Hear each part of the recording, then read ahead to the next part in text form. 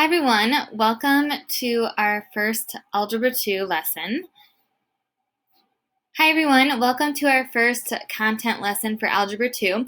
We're going to begin looking at characteristics of a graph. This might be review, and so this will be a short video, but if you have questions, please do not hesitate to ask your Algebra 2 teacher. First, I'm going to ask you to pause the video and think about this graph.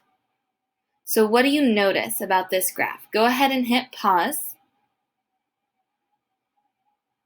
So thinking about what you noticed, we're going to review some characteristics. You may have noticed that it goes on forever on the left side. There's an arrow. It's going left and down. You might notice on the right side that there is a point at 7, 1, and it does not have an arrow on that side. Those are some things that you might have noticed. You might have also noticed that it crosses the x-axis one time and the y-axis one time. Let's take a look closer at this. So the first term we're going to look at is global maximum.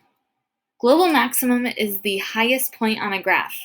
Global is like the absolute highest point no matter what. If we take a look at this, the absolute highest point occurs on this level. This point is 3, 5. So 3, 5 is our global maximum.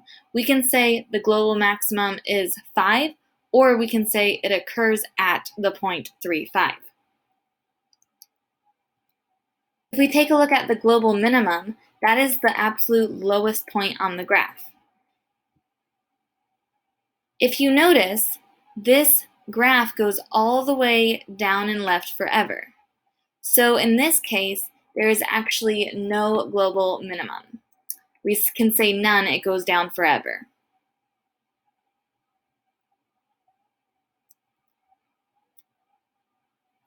Sometimes people can confuse the global and the local maximum. So what I like to think of the local maximum as the highest point in its given neighborhood.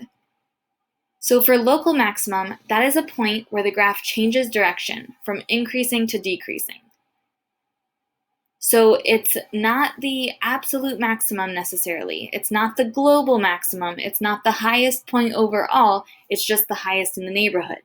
So if you notice, here we have, from reading from left to right, the graph is going up in an increasing direction. Then it changes direction to going down or decreasing from left to right. This is called a local maximum. So we do have a local maximum at -1, 4. It's not the highest point on the graph, but it's the highest in its little neighborhood. To reach it, you go up and then you transfer directions to going down. Similarly, we have the local minimum. So for the local minimum, it's similar to the local maximum in that it does not have to be the absolute lowest point on the graph. It just has to be the lowest in the neighborhood. So the local minimum is the point where the graph changes direction from decreasing to increasing. We already said that this graph goes down forever and ever. So there's no global minimum, but there is a local minimum. If you notice here, the graph goes down, decreasing, and quickly changes direction to going up for increasing. This point, 1, 2, is this function's local minimum.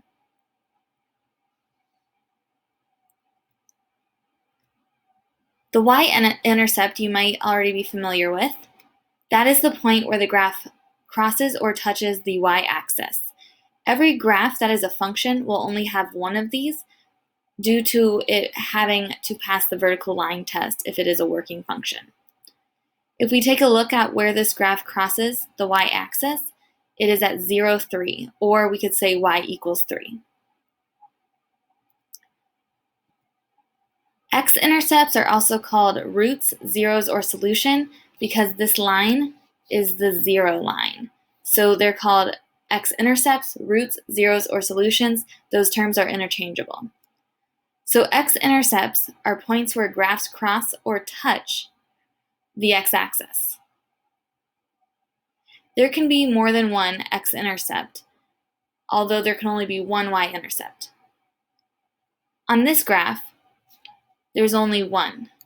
At negative 2, 0 is the point, or we can say x equals negative 2.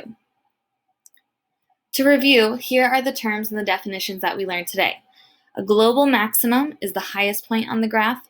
Global minimum is the lowest point on the graph. The local maximum is the point where the graph changes direction from increasing to decreasing. The local minimum is the point where the graph changes direction from decreasing to increasing. Remember, local maximum and minimums are not necessarily the highest or lowest points on the graph. The y-intercept is a point where the graph crosses or touches the y-axis, and the x-intercept is a point where the graph crosses or touches the x-axis. So now I'm going to instruct you to go complete your Schoology assessment, and if you have any questions, please let us know.